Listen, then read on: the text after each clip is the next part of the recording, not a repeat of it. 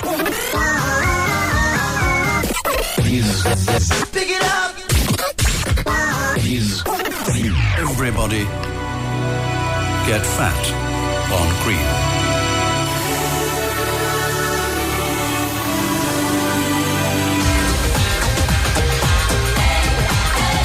Two things to say about Meatloaf. If he'd blown his nose on anything and left it anywhere near me, I could have sold it for at least £1,000. Only other explanation is that he had an epileptic seal up his arse. Hello, this is Bruno Brooks. I think within reason, a limited amount of smack is not something I get hysterical about.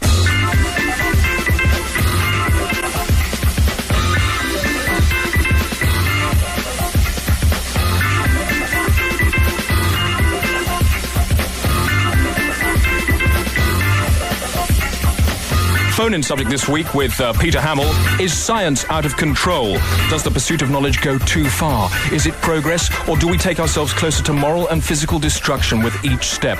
Top physicist Stephen Hawking recently said we'd be better off now if the 20th century's leading scientists had been born as flies. Do you agree? Make your contribution tonight. Marge Proops did. I know. Peter Bainham is in tonight. He'll let you know if there are any coffee alerts across the country this evening. What's the news so far, Peter? Not very good, Chris. I thought I had a coffee alert in Leamington, but it turned out to be just an old egg in a tunnel. If you're worried about coffee alerts tonight, then stay tuned. Peter will have more news later. And in the news tonight, a BBC recruitment officer explains the shoddy standards of presentation on Radio 4's The Today programme. If you want a total professional who's going to do it, it's about £20,000. But then again, if you approach some crack addict on the street, you can get someone for £500.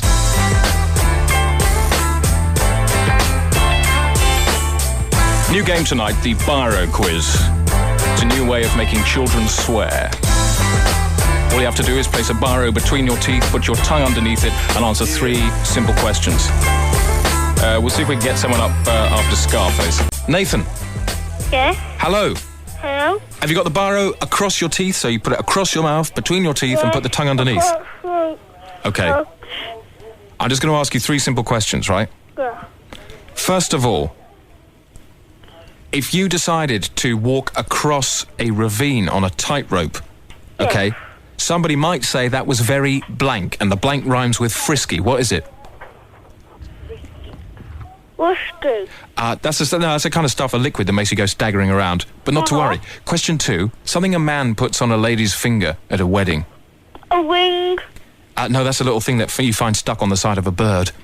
And number 3, if you get this one right, you can still get the prize, okay? This is a place where a load of taxis queue up. What is it? Oh, try and run that. It's a taxi. Rank. Nathan, I'm sorry, I'm going to give you one more chance on this, but I'm going to take a deep breath and just tell me what it is where you find a line of taxis. A rank. I'm sorry, but did your mother tell you to say that? Yes. Yeah, well, I think you can say to your mother, don't ever tell me to say anything so disgusting again. This whole thing so disgusting again. Naughty good. Okay, just say me one more time and then you can go. Rank. All right, Nathan. Thank you. You've won? Hello? Yeah, can I just tell him he's won? He won a prize. Oh, has he won a prize? Yes, he had. Oh, right. Do you want to win a bonus prize yourself?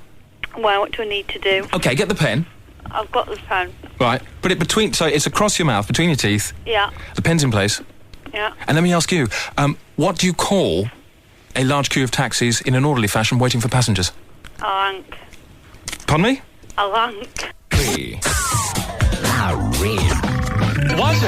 So if you know somebody whose kid you'd like to hear swearing, then get in touch with us. 071 7655 444.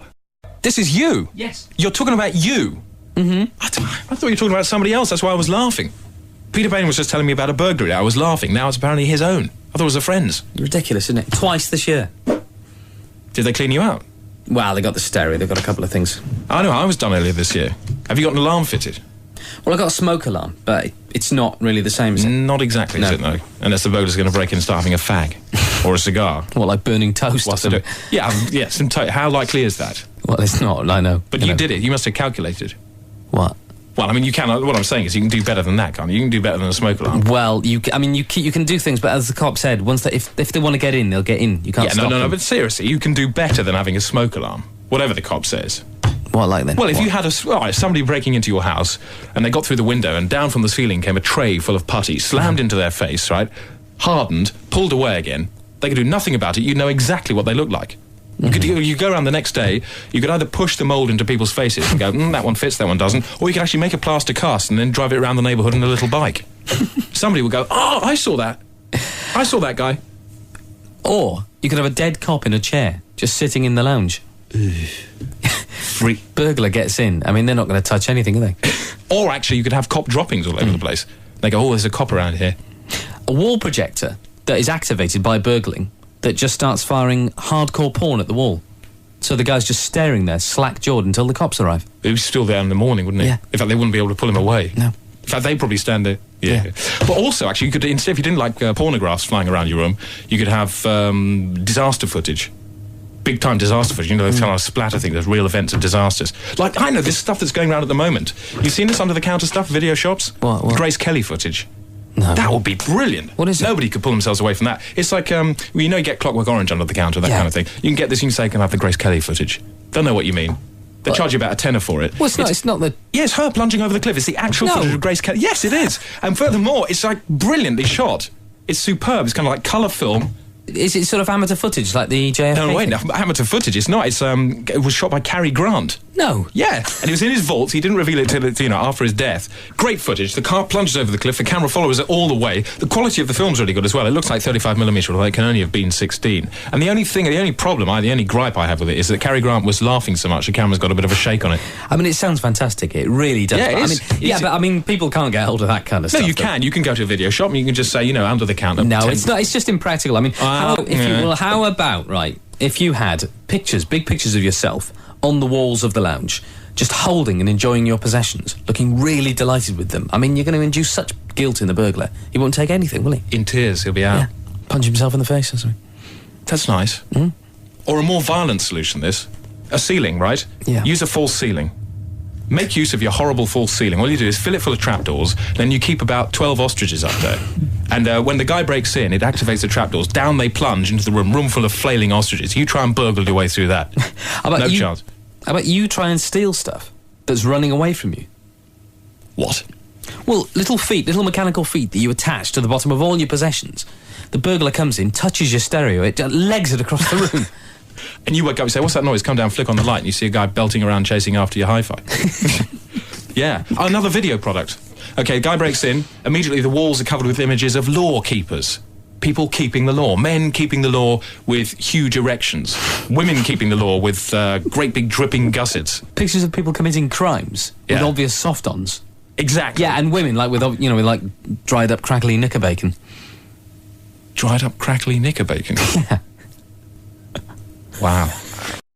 Call 1FM, the issue science. Has it gone too far? Would it be better, as Stephen Hawking said, if many of this century's leading scientists had been born as flies? What do you think, Atul? Well, I do think that the problem with science is that we're viewing everything in small, isolated chunks. What we should try and do is see everything at once. Well, to see the interconnections and to see the wholeness. Now, we can do that occasionally on the television, but not much more. Seeing the wholeness. Sometimes, yes. Have you ever seen the wholeness yourself on television? I would say that by and large, most of the sort of programs that I've seen on television tend to look just at an isolated chunk. But you'd like to see more and more people becoming fans of wholeness. I would like to see more people growing into wholeness.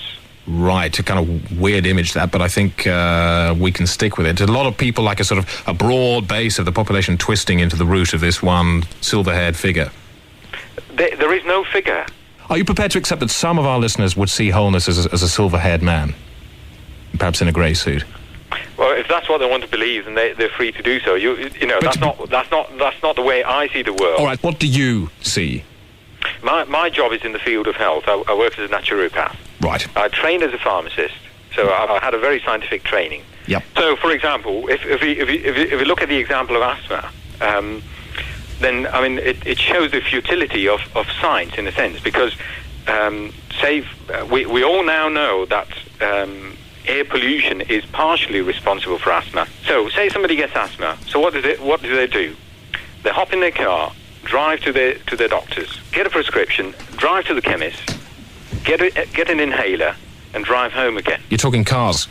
We're talking cars. And so that's feeding the loop of the problem. That's right. I mean, pollution's caused the problem in the first place. And yet people are pumping more out gas in order to get to the prescription man. That's right. And however much stuff in their mouth that's got breathing and so with the squeezy thing, it's going to be necessarily involved with the transport pushing more into the atmosphere as a net result. That's right. And the doctor's prescription is called science. Exactly. And even that, the manufacture of the science of plastic inhaler tube, which you put in your mouth, squeeze with a little metal thing and a pin in a aerosol type of convenience packaging, that comes out as a sort of plastic, which is a petrochemical, which is more dust and general smoke going into the atmosphere and manufacturing thereof of it. Yes, and you know, the whole system's involved in terms of transporting the manufactured goods from the factory to the wholesalers, to the retail. What we're based with here is a crazy system involving the people that, such as they asthmatic be, with the cars driving off in multifarious directions, doctors and notwithstanding who've driven to work themselves, must without bicycles not necessarily on board. And then there's a kind of several stage journey process, not also to forget that the factories also have transportation problems between the pair of them roadily. And in the manufacturing initially thereof, tubes and plastic and so on, not to mention clothes that people are wearing, the whole thing involves feedback looping on the circuit. That's right. So if you looked at wholeness there... At this point, you would look to wholeness and say, give me an S, please, Bob, for solution. Yes. Thanks for your call, Atul. Okay. Nice talking to you. Right. Cheers. Bye-bye. Okay, 10 minutes to 6. Happy birthday if it's your birthday today. Monica Salas is 22. Happy birthday to Def Leppard's Rick Savage. He's 34 today. Watch out for the gags. Johnny Versace, 48. Here it comes. With about 48 billion in the bank. See? So that's the kind of thing that Bruno does anyway. And we thought, okay, we'll add to the fuel there. So what do we got here? Well, there's... we checked out the patron saints who were around last week, and one of them was Saint Sylvanus, the patron saint of shiny bottoms. Also Saint Sylvanus Day today. Yep, patron saint of shiny bottoms. And there's more after the news. News. Woke up.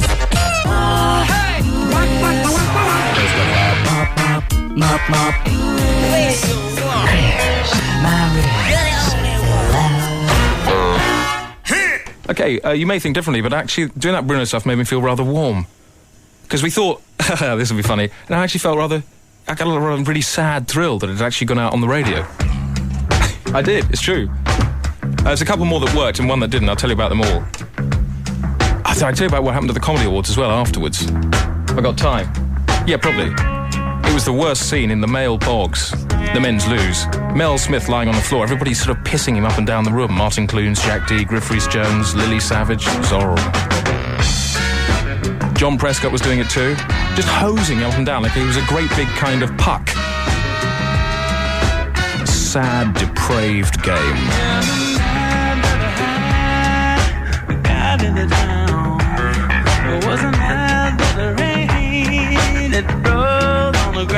Patrick Morzetti. Down the street I heard such a soft tune coming from the place they call the study. Clive Anderson won. It's a big power pisser. You know what they say about men with no necks? Power piss.